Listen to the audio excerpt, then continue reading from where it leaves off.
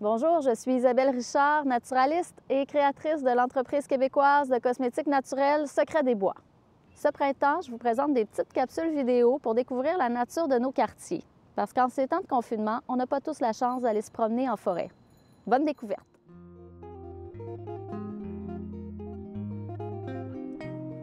Aujourd'hui, je vous parle d'un groupe d'arbres qui contient les individus les plus vieux et les plus hauts de la Terre. Un groupe d'arbres qui est arrivé il y a 350 millions d'années, à l'époque du Carbonifère, et j'ai nommé les conifères.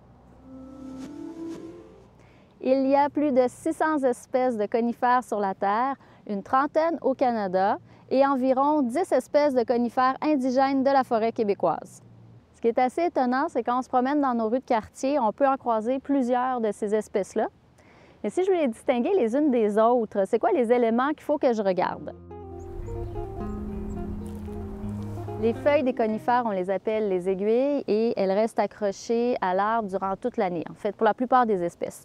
Ce sont vraiment les aiguilles qui nous permettent de distinguer le plus facilement une espèce d'une autre. Comme par exemple ici, les aiguilles sont courtes, piquantes, ça m'indique qu'il s'agit d'une épinette.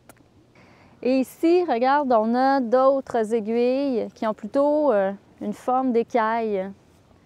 Donc ça, ce sont des aiguilles de thuya. Juste là, on a d'autres sortes d'aiguilles. Plutôt longues, rassemblées en faisceaux. Molles aussi. Ce sont les aiguilles du pin. L'écorce est un bon élément pour distinguer un arbre d'un autre. Parfois, c'est évident, mais parfois, les différences sont un peu subtiles. Mais les plus habitués arrivent à identifier un arbre juste en regardant son tronc. Et regarde ici, il y a la résine de l'arbre qui a coulé. C'est pas pour rien qu'on les appelle aussi des résineux. La résine, c'est important pour les conifères. Elle va permettre de cicatriser les blessures. Elle va éloigner les insectes et les champignons qui voudraient attaquer l'arbre. Puis en forêt, la résine va éloigner même les herbivores qui voudraient s'alimenter de ces arbres-là. Comme chaque feuillu a son propre fruit, chaque conifère aussi a son propre cône.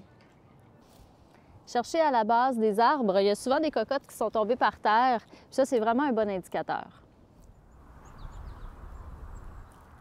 Pour résumer, il est facile de distinguer les espèces de conifères qui poussent dans nos quartiers en se servant des aiguilles, de l'écorce et des cônes. Aujourd'hui, je vous propose de partir en famille, marcher dans vos rues de quartier, compter le nombre d'espèces de conifères qui poussent autour de chez vous.